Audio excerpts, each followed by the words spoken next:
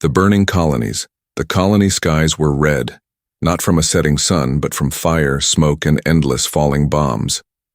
The alien fleet came without warning. One moment, the towns were alive with children's laughter, markets full of noise, and farmers working the soil.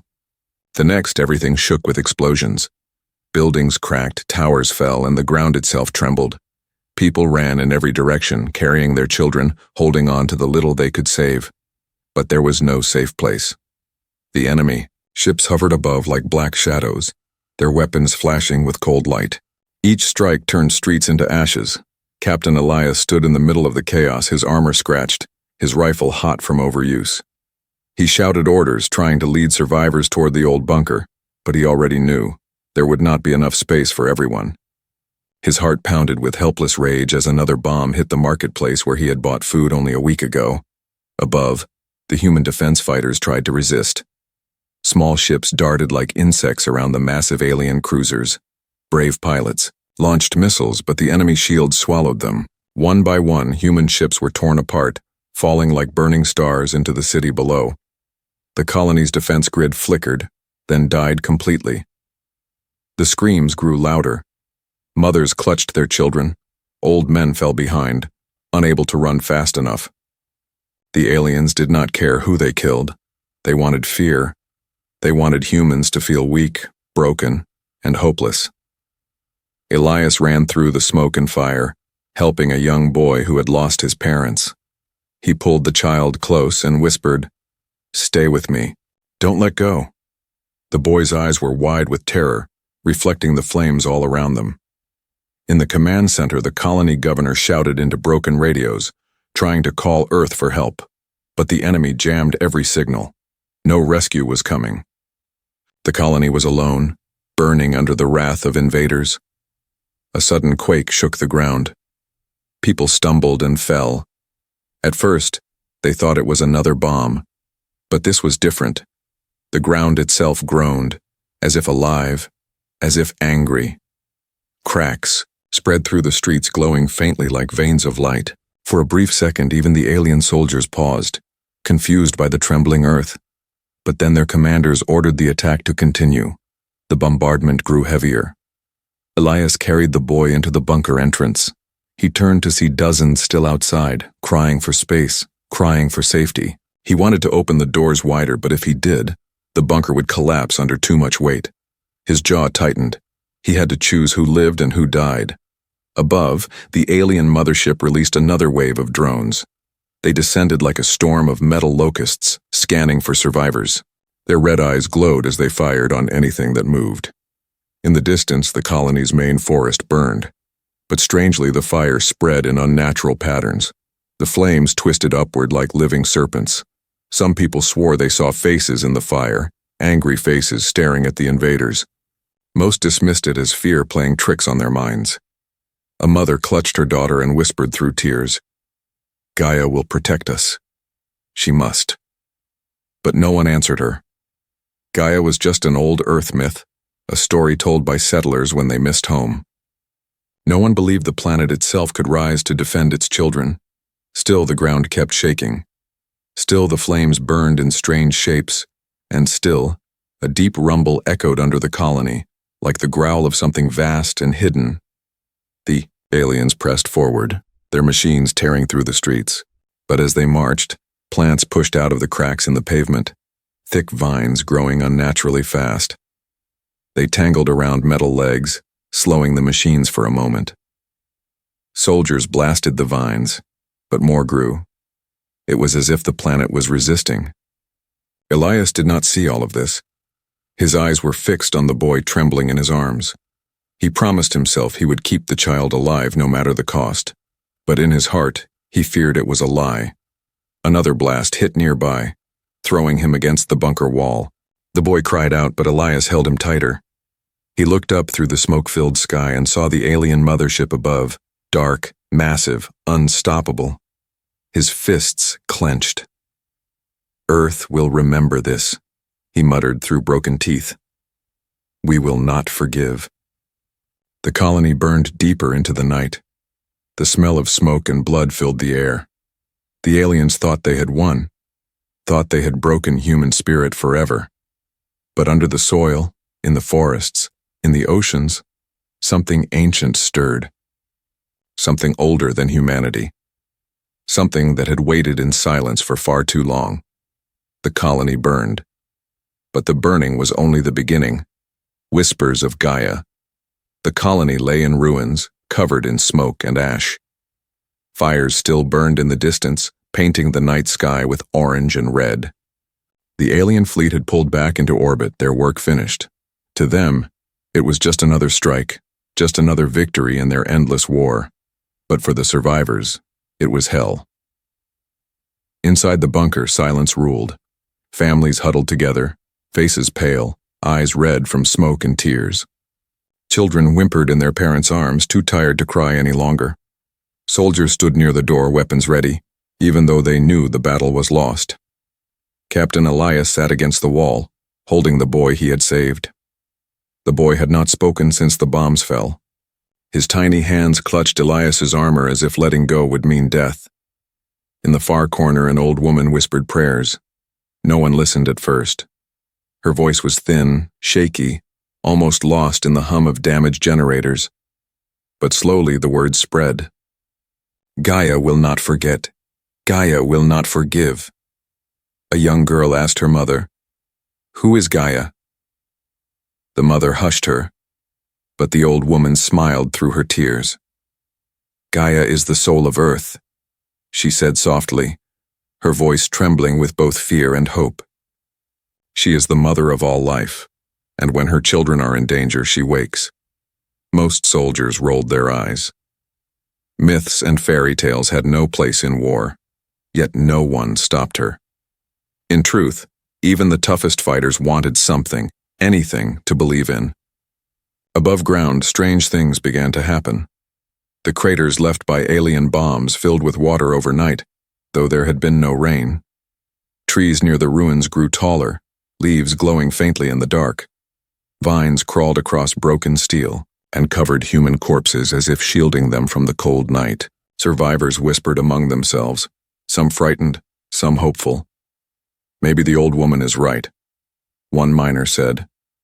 Maybe the planet is alive. Elias heard the whispers but pushed them aside.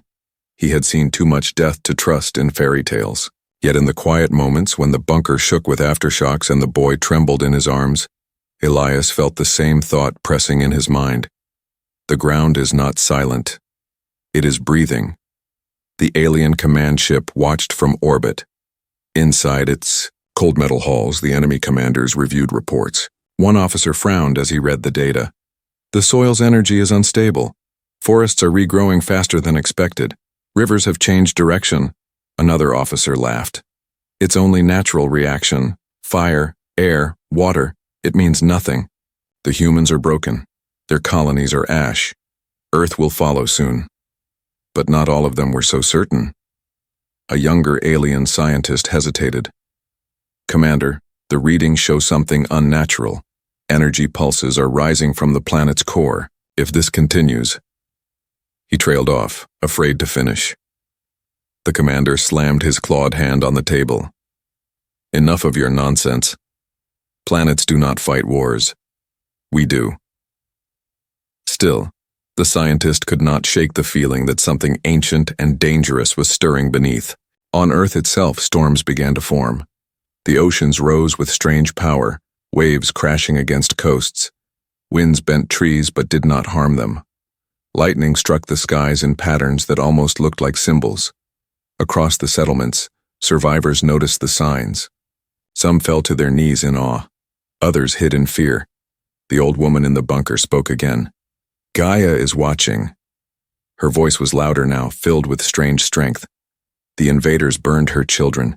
She will not sleep anymore. The boy in Elias's arms stirred for the first time. He opened his mouth and whispered one word almost too soft to hear. Mother. Elias froze.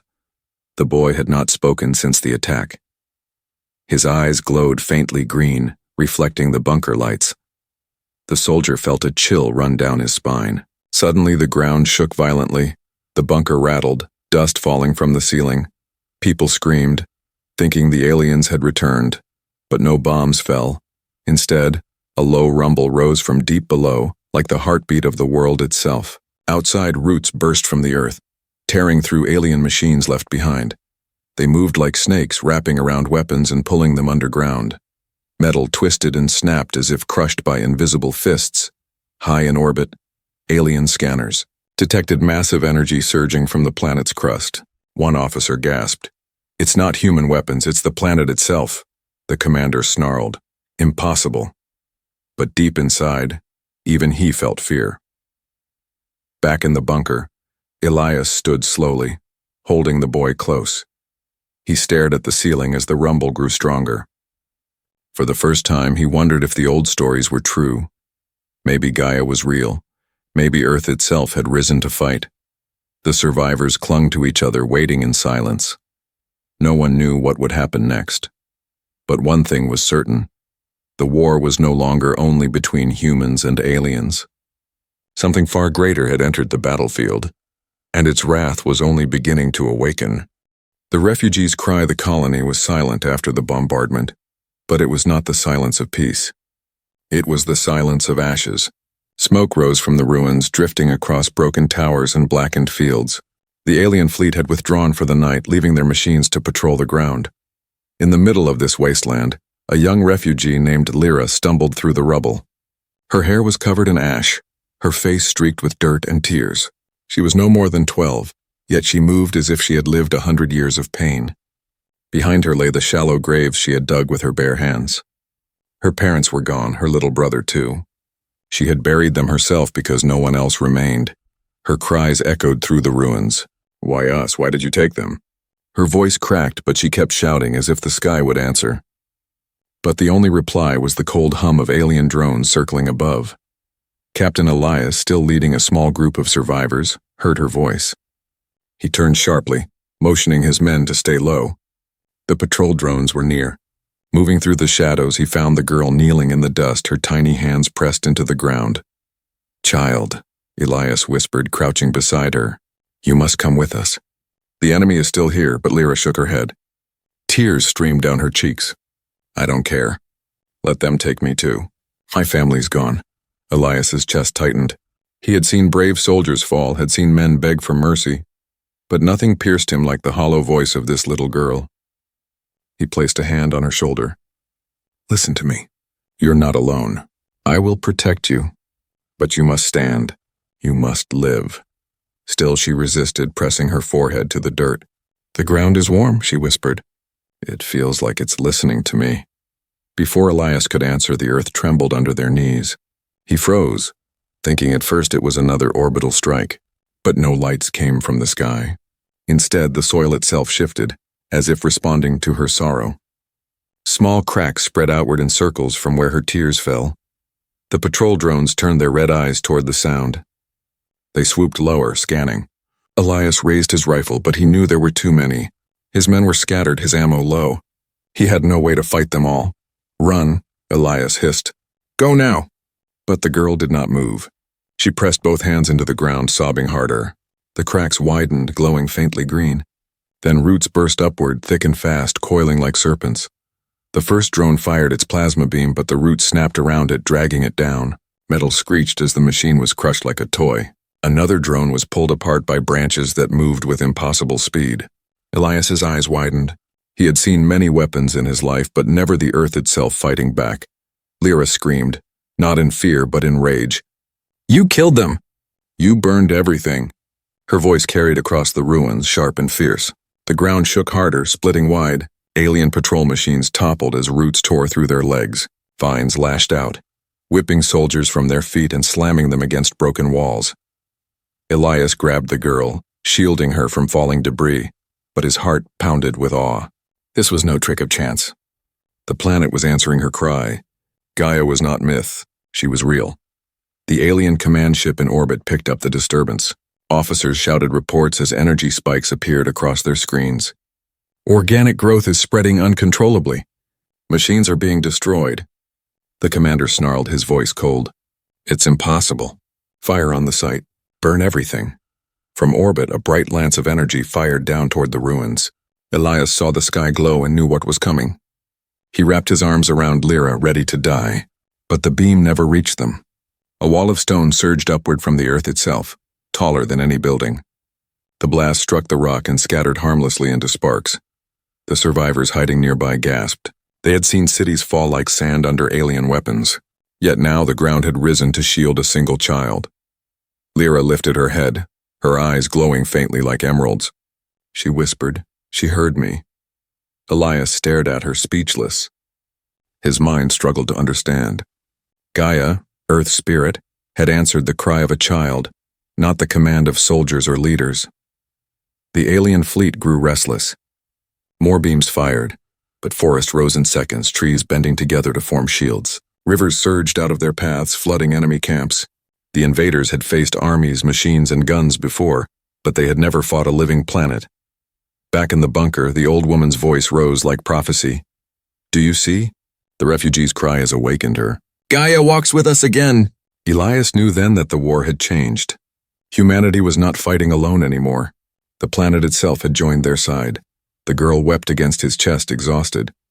But the ground beneath them pulsed like a heartbeat. And for the first time since the bombs fell, Elias believed they might survive. The colony still burned, but now the fire was no longer only destruction. It was a signal, a warning, and a promise. Gaia was awake, and her wrath was only beginning to spread. Wrath unleashed the morning after the refugees' cry was not bright. Smoke hung heavy across the ruined colony, and the sun rose as a red circle through the haze. Survivors peeked out from hiding, expecting another wave of alien patrols. But instead they saw something impossible. Fields of green where only ash had been the night before. Trees stood tall, leaves trembling in the wind as if they had grown overnight. Captain Elias walked among the stunned survivors. He had the girl Lyra close by, her small hand in his. She was pale and tired, but when she looked at the forest that had risen from the rubble, her lips trembled into a faint smile. "She's here," the girl whispered. "Gaia is here." Some survivors fell to their knees, weeping in gratitude. Others looked around nervously, unsure if this was miracle or curse. But no one could deny what they saw. The planet itself was alive. In orbit, the alien commanders argued. Reports poured in. Patrols wiped out, machines destroyed by fast-growing roots, orbital strikes blocked by walls of stone. One officer snarled, "This is not technology. It cannot be fought." But the commander slammed his clawed hand against the table. "Then we burn it all. Fire every weapon. No survivors. No forests. Nothing left to rise." Moments later, the sky split open as the alien fleet launched its wrath. Plasma beams rained down. Dozens of bright lances cut through the clouds, striking the surface like falling suns. The ground quaked under the barrage. Cities already ruined were crushed further, craters spreading across the land. But Gaia did not bow. Mountains that had slept for ages erupted, vomiting rivers of fire into the sky.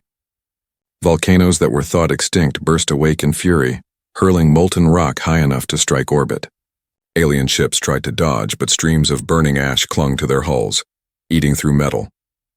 Elias and the survivors watched from a cliffside. The ground beneath them shook so violently they could barely stand, but they could not look away. "It's the planet," Elias muttered. His voice was full of awe and fear. Storm clouds gathered overhead. Black and heavy, they formed faster than nature ever allowed.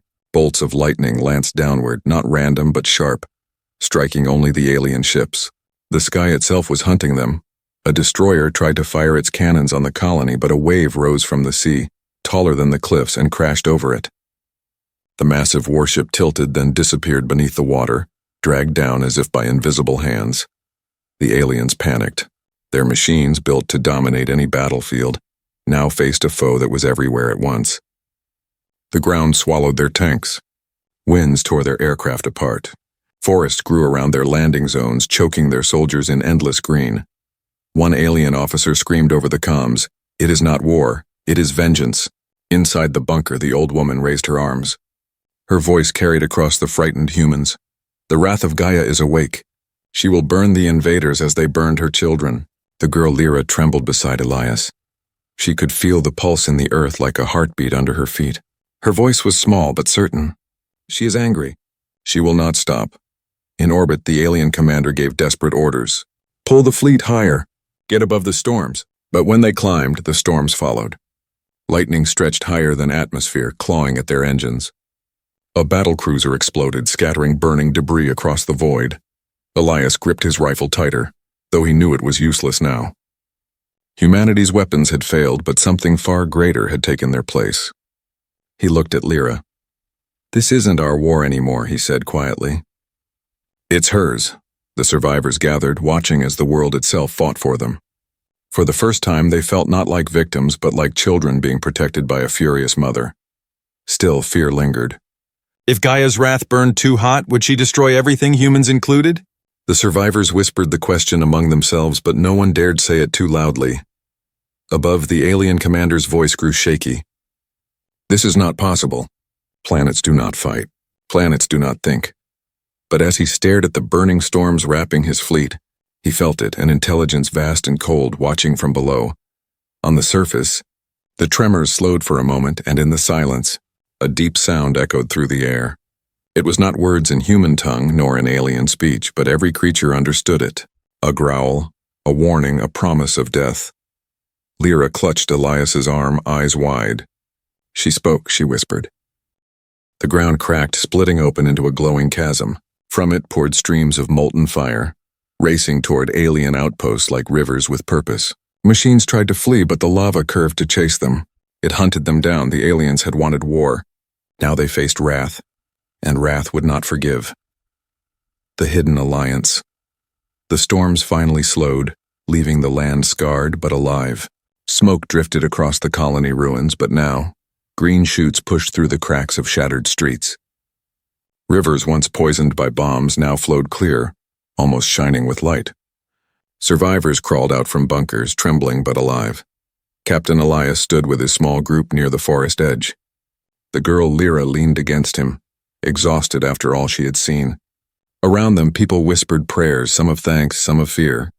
For while Gaia had saved them, her fury had been terrifying. If the planet could crush alien fleets, what would stop her from crushing humans too? Elias kept his doubts hidden. Soldiers did not show fear, not in front of children. But deep inside, he asked himself the same question.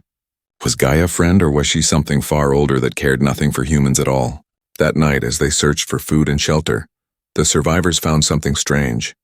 In the heart of the newly grown forest, a stone doorway stood half buried in vines. It was ancient, older than any colony. Carvings covered its surface, spirals, trees, suns, and what looked like human figures standing beside towering shapes of earth and fire. One of the miners gasped. "This wasn't here before. I've worked these lands for 20 years. I never saw this." The old woman who had spoken of Gaia before stepped forward. Her wrinkled hand brushed the carvings. "It has always been here," she whispered. "Hidden, waiting." Elias narrowed his eyes. The symbols were not alien, but they were not fully human either. He ran his fingers over the stone and felt warmth as if the rock itself breathed. With effort, the survivors pushed the doorway open. A tunnel led into the earth, glowing faintly with green light from crystals embedded in the walls. Though tired and afraid, curiosity pushed them forward. They lit torches and stepped into the dark. Inside, the tunnel widened into a vast chamber, and there on the walls were murals, paintings older than any known civilization. They told a story. The first showed aliens descending from the sky long ago, weapons in hand, fire raining down. The second showed forests rising, seas flooding, mountains breaking apart ships. The third showed humans, primitive, dressed in skins, standing beside the planet's wrath. They were not its masters, but its children. The old woman's voice trembled as she read the pictures. "This has happened before. Invaders came and Gaia destroyed them. She has always defended her children." The survivors stood in silence, staring at the proof before them. Their planet had fought wars long before humanity even knew what war was. Elias clenched his fists. "If she has done this before, she can do it again. But maybe this time we don't just watch. Maybe we fight with her." Lyra stepped closer to the murals.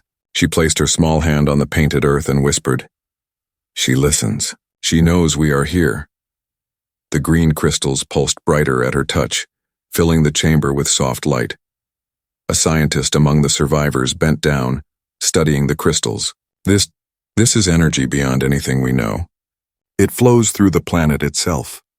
If we can connect our machines to it, his voice broke in awe, we could create weapons stronger than theirs.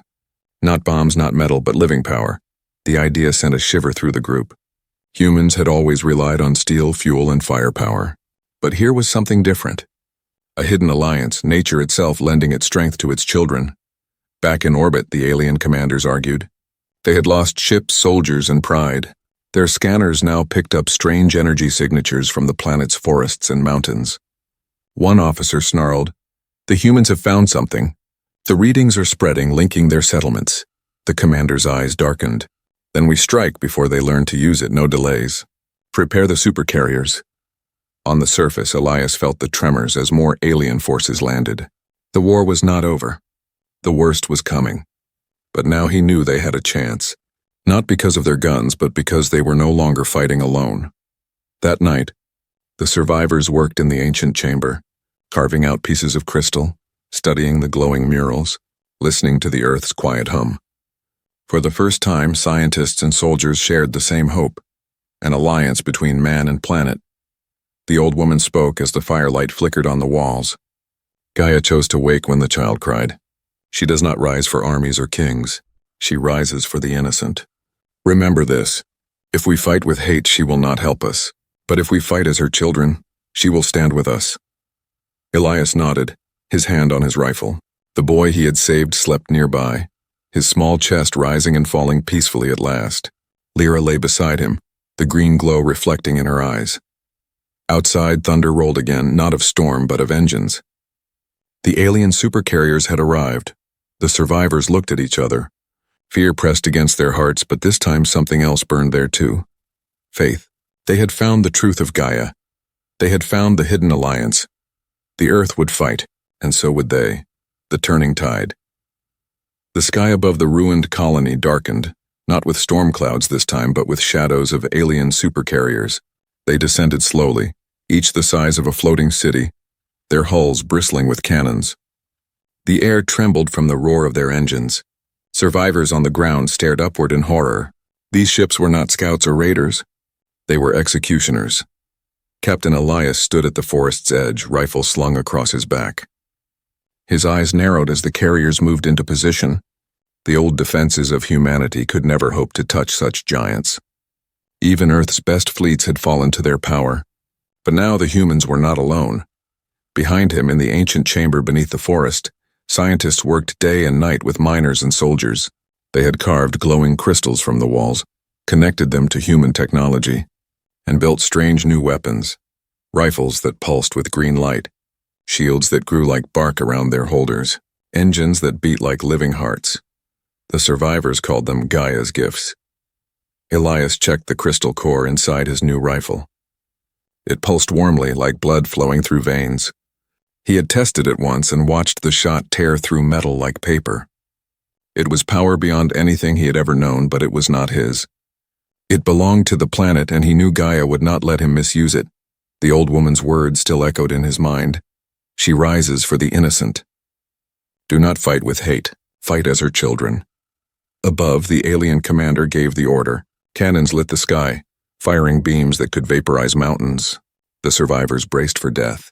But before the blast could strike, the ground answered. The forest itself rose. Trees stretched higher, their trunks hardening like steel. Branches twisted into massive shields glowing with green light. The alien beams struck, but instead of burning, they scattered like sparks against a storm of leaves. From the ocean, a deep rumble echoed. Then the waves parted as something massive rose, an island that had never existed before. It moved with purpose, water cascading from its sides. Survivors on the cliffs gasped, some falling to their knees. It's not an island, Elias whispered. His heart pounded in awe. It's her. The living landmass surged forward, striking the nearest carrier with impossible force. The alien ship tilted, engine screaming, before crashing into the sea. The water swallowed it whole. In orbit, alien officers shouted in panic. The planet is moving against us. Entire regions are alive. The commander slammed his claws against the console. Crush them. Do not fear a world of dirt and stone. But fear had already spread. Elias raised his rifle and the survivors followed him. Their new weapons glowed, humming with the energy of the earth. For every colony they burned, he shouted, we take them back. The first human strike came from the cliffs. Green fire shot upward, tearing into alien landing craft. The ship's shields cracked, failing against Gaia's energy. For the first time, human weapons were stronger than theirs. Aliens on the ground advanced with machines, but the earth opened beneath their feet, swallowing them whole. Vines lashed out, wrapping metal limbs and crushing them flat. The survivors fought like never before. Farmers who once held shovels now fired crystal rifles. Miners who once broke rock now carried shields that grew stronger with every strike. Mothers guarded their children with blades of living stone. It was not just war, it was the planet itself lending them strength. Lyra stood among them, her small hands glowing faintly. Wherever she moved, roots surged faster, shields grew thicker. The others followed her instinctively, sensing she was a bridge between Gaia and humanity. She was no soldier, yet she was at the heart of every defense. Above, the battle grew fierce. Lightning cracked the sky, not wild but precise, striking only alien engines. Carriers shook, their weapons failing. One by one, they began to fall. Inside his flagship, the alien commander roared in rage. "This cannot be. We are conquerors of 100 worlds. How can dirt and water defy us?" The young alien scientist, the one who had warned him before, spoke softly. "It is not dirt. It is will. This world fights as one, and we were never prepared for that." On the ground, Elias led a charge into the wreckage of a downed alien ship. The survivors fought side by side with living roots that lashed at enemies. The green glow lit their faces, and for the first time since the war began, there was hope. He looked up at the sky, where burning alien ships fell like stars. His chest swelled with pride and awe. "This is the turning tide," he whispered. Still, fear remained. Gaia's wrath was vast, uncontrollable. If she destroyed every alien, would she stop there? Or would she judge humanity too for its scars upon her soil? The survivors did not ask out loud. They fought, they lived, and they hoped. For now, the enemy was finally retreating. For now, humanity and Gaia fought as one. The night sky glowed not with fire, but with falling wreckage of alien carriers. The earth trembled not in fear, but in victory. And in the silence that followed, the survivors dared to believe, maybe, just maybe, they could win this war. The final judgment. The battlefield grew quiet. Alien carriers burned in the skies, their wreckage raining down like falling stars. Rivers swallowed their machines. Forests tore apart their camps, and lightning split their fleets in half. Humanity had survived what should have been its final night. Captain Elias stood among the survivors on a ruined cliff, his rifle glowing faintly with the crystal's light. His armor was cracked, his body tired, but his spirit was burning. Beside him stood Lyra, her small face pale, her eyes still shining green. Around them, survivors wept, prayed, and cheered. For the first time in years, they felt hope. But the war was not over. High above, one last ship remained. The alien flagship, the largest of them all, hung like a black mountain in the sky. Its cannons glowed, ready to erase what was left below. Inside the ship, the alien commander paced.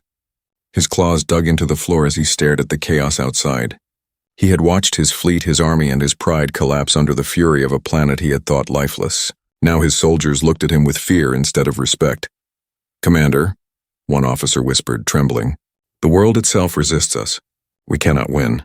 The commander snarled, but deep inside he knew the truth. For the first time in his life he felt small. And so he gave the order no warrior of his kind had ever spoken before. "Send a message. To the humans." Moments later, the broken survivors on the cliff saw the alien flagship send down a beam of light, not of destruction, but of communication. The commander's voice echoed in every human ear, carried through strange translation. "Humans," he growled, "we surrender. Spare us, let us leave your cursed world." Gasps spread through the survivors. Aliens, invaders who had burned their colonies, slaughtered families, enslaved cities, were begging for mercy. Elias clenched his fists. Rage boiled in his chest as he remembered the burning towns, the graves of children, the screams of the dying. Every instinct told him to call for their destruction. But before he could speak, the ground itself trembled. The air grew heavy. The forests whispered. The rivers roared. And then a voice came, not in sound, but in every mind at once. It was deep. It was vast. It was terrifying. "You burned my children. You scarred my skin. You thought me silent. Now hear me." The survivors fell to their knees, clutching their heads. Even the aliens in orbit screamed, their minds shaking under the weight of the voice. It was Gaia, no longer silent, no longer hidden. The commander dropped to his knees inside his ship. His voice shook as he pleaded, "Great One, forgive us. We did not know. We thought this world was weak. We will never return. Spare us." But Gaia's answer came like thunder. "You knew. You saw life and chose fire. You fed on fear. You made ashes of the innocent. I am mother of those who bleed. I am keeper of those who cry. There is no place for you," the earth roared. Storms gathered in seconds, lightning flashing in endless strikes. The seas rose higher than mountains, waves crashing upward into the sky. The alien flagship tried to escape, engines burning bright, but the very air pulled it down. Winds tore at its wings. Rivers of fire burst from mountains and climbed toward the sky. The commander's final scream echoed across the heavens as the flagship split apart, dragged into the planet's wrath. Fire consumed it, water drowned it, stone crushed it. In moments, nothing remained. Silence followed. Elias opened his eyes, his body shaking. The green glow faded from the weapons, the forest stilled, and the seas calmed. Gaia's voice was gone, leaving only the sound of wind and distant waves. The survivors stood slowly, stunned. The war was over. The invaders were gone. Humanity had not been destroyed, but they knew this victory was not theirs alone. Lyra looked up at the sky, her small voice breaking the silence. "She saved us, but she's still watching." Elias placed a hand on her shoulder, his voice low and steady. "Then we must live worthy of her protection. We cannot betray the trust of the world itself." The survivors nodded. They understood. Gaia was no weapon to be controlled, no god to be worshipped blindly. She was their home, their mother, their protector, and she had shown them both mercy and wrath. That night, under the stars, the survivors lit no fires. They sat quietly, listening to the heartbeat of the earth beneath them. For the first time in centuries, they felt not alone, but part of something greater. The story of the burning colonies would be remembered forever, not as the day humanity died, but as the day Gaia awoke. The invaders had thought Earth was weak, but they had learned the truth too late. The planet was alive, and no one would ever harm her children again.